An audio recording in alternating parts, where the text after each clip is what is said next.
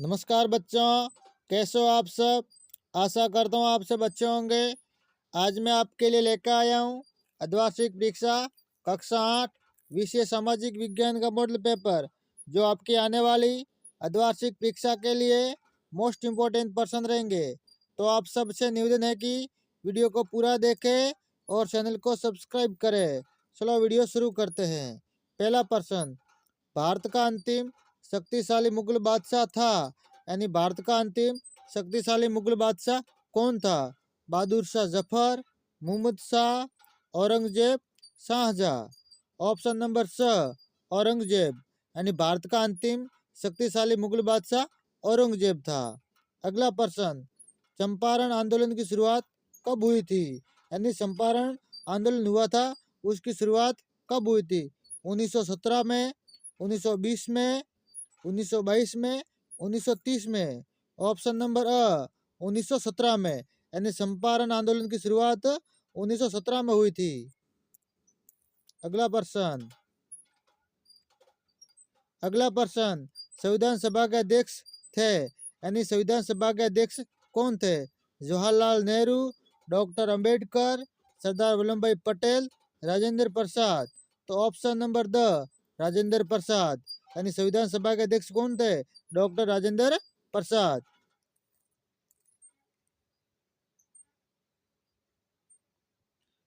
अगला प्रश्न, निम्न में से कौन सा संसाधन है, वायु, जल, खाद्य पदार्थ, उपरोक्त सभी। तो ऑप्शन नंबर द, उपरोक्त सभी, यानी वायु, जल, खाद्य पदार्थ, ये सब संसाधन है। अगला प्रश्न, भारत के लिए समुद्री मार्ग की खोज किसने और कब की, यानी भारत के लिए समुद्री मार्ग की खोज किसने और कब की। पुर्तगाली नाविक वास्को डिगामा ने की। किसने की थी, पुर्तगाली जो नाविक था वास्को डिगामा, उसने की थी। 1498 में भारत के लिए समुद्री मार्ग की खोज की थी। कब की थी, 1498 में। संविधान किसे कहते हैं, संविधान नियमों का ऐसा समूह होता है जिसको एक देश के सभी लोग अपने देश को चलाने की पद्धति के रूप में अपना सकते हैं।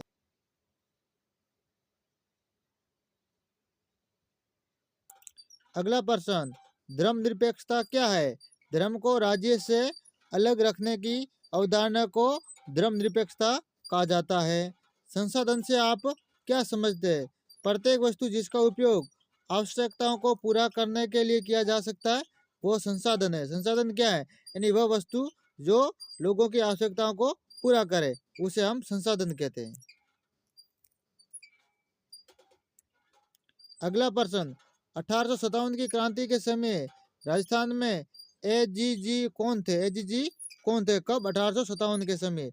तो 1857 की क्रांति के समय राजस्थान के एजीजी जॉर्ज पैट्रिक लॉरेंस थे। कौन थे, जॉर्ज पैट्रिक लॉरेंस। अगला प्रश्न, निर्वाह कृषि से आप क्या समझते हैं।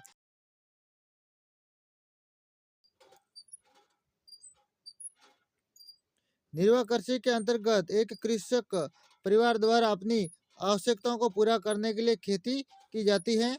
निर्वाह कृषि परंपरागत तरीकों से ही की जाती है, जिसमें निम्न स्तरीय प्रौद्योगिकी काम में ली जाती है तथा श्रम भी अधिक करना पड़ता है तथा फसल की उपज भी कम होती है। निर्वाह कृषि को पुनः गण निर्वाह कृषि और आदिम कृषि निर्वाह कृषि में वर्गीकृत किया गया, यानी उसको गहन निर्वाह कृषि और आदिम निर्वाह कृषि में भी वर्गीकृत किया गया है।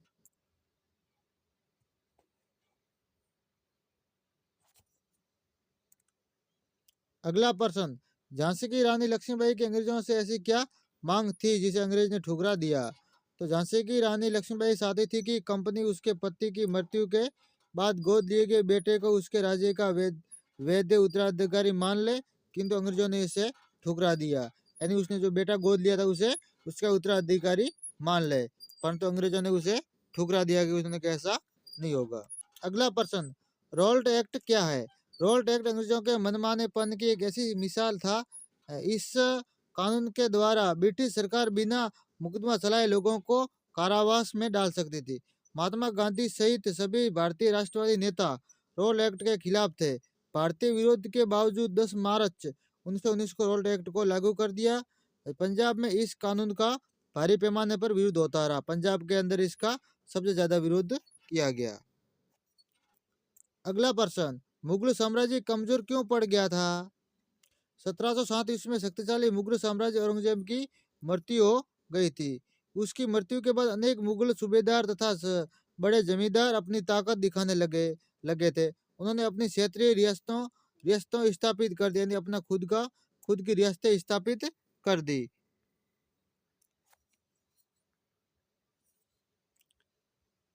कर अपनी खुद की रियासतें स्थापित कर ली। इस प्रकार जैसे जैसे विभिन्न भागों में ताकतवर क्षेत्रीय रियासतें उभरने लगी, मुगल साम्राज्य कमजोर पड़ने लगा, यानी वो अपना खुद का शासन बनाने लगा। प्लासी के युद्ध का विस्तृत वर्णन कीजिए। ये निम्नलिखित प्रश्न है, आपको स्वयं को याद करना, किताब से ढूंढकर मोस्ट इंपोर्टेंट प्रश्न है। अगला प्रश्न, भारतीय संविधान के मुख्य लक्षणों की विवेचना कीजिए। ये भी मोस्ट इंपोर्टेंट है। प्राकृतिक संसाधन से आप क्या समझते हैं? संसाधन के वर्गीकरण को स्पष्ट कीजिए। ये आपको स्वयं को ढूंढकर याद करना, वेरी वेरी मोस्ट इंपोर्टेंट प्रश्न है। हाँ, अगला प्रश्न, 1857 की क्रांति की असफलता कारणों का उल्लेख करते हुए उसके परिणामों पर प्रकाश डालिए, यानी ये मोस्ट इंपोर्टेंट प्रश्न है। जो निम्नलिखित प्रश्न है, ये आपको स्वयं को करना है।